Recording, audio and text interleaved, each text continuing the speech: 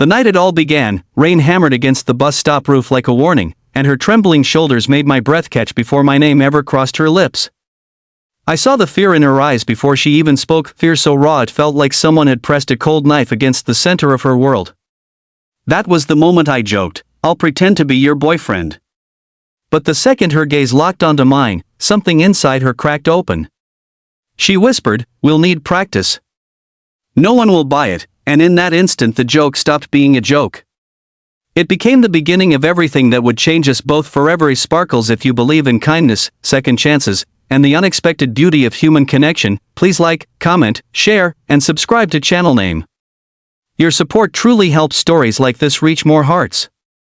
Sparkles, I wasn't supposed to be there that night. I had missed my bus, lost my umbrella, and ruined an entire day of deadlines and exhaustion. But fate has a strange way of turning mistakes into crossroads. She stood there, soaking wet, wiping tears with the back of her hand as if hiding evidence of a storm far bigger than the one above us. Her name was Emma. She'd seen someone she desperately didn't want to talk to, walk toward the station. Her panic wasn't loud, it was quiet, suffocating, and it wrapped around her like chains she couldn't break.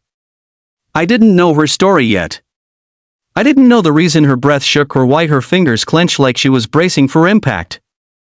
All I knew was that she needed help, and for once, I didn't overthink anything. I just stepped closer. She leaned into my shoulder as if she'd known me for years, not minutes. Her fear loosened but didn't leave. From the edge of my vision, I saw a man, tall, stiff, familiar enough to her to bring tears but unknown enough to feel threatening to me. She nudged my hand, silently asking me to hold hers. So I did. Not because of the joke I had made, but because it felt like the only thing keeping her from shattering right there on the wet pavement. When the man finally walked away, she didn't let go. She didn't speak for several seconds, and in those seconds, I realized that some people don't cry because they're weak, they cry because they've been strong for too long. Eventually, she whispered a thank you so small, so fragile, that I felt myself swallow guilt for ever treating the situation lightly. But then she surprised me again. She asked if we could meet the next day, just to practice, she said, pretending it was still about the joke. I didn't understand why she needed something so specific, but I nodded anyway.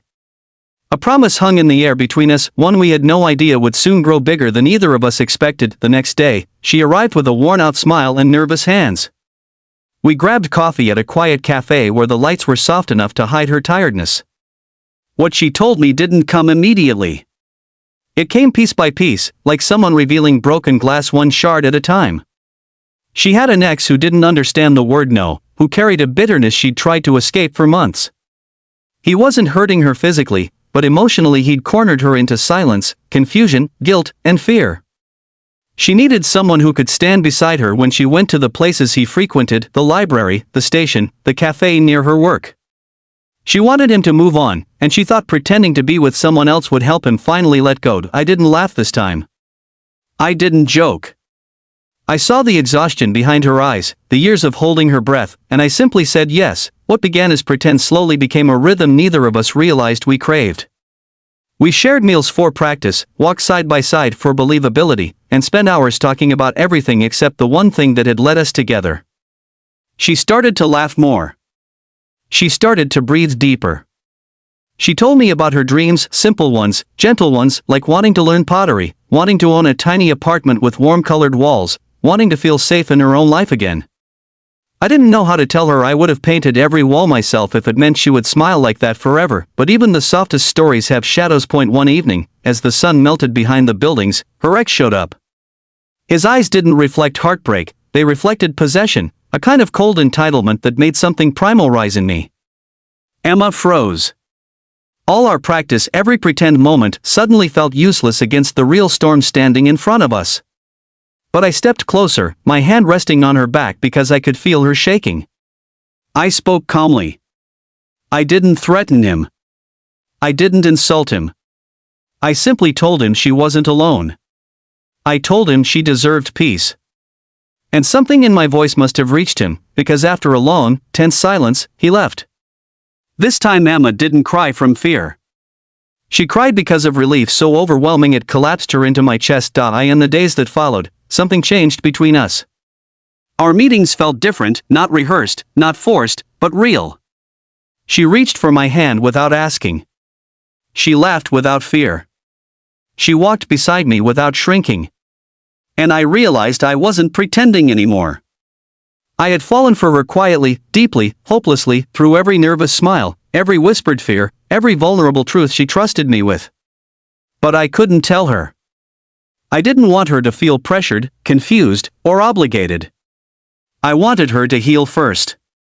I wanted her to choose me freely, not out of safety, but healing has a way of revealing truths people try to hide. The night she finally told me how she felt, the air was filled with the scent of warm bread from a bakery and distant laughter from strangers.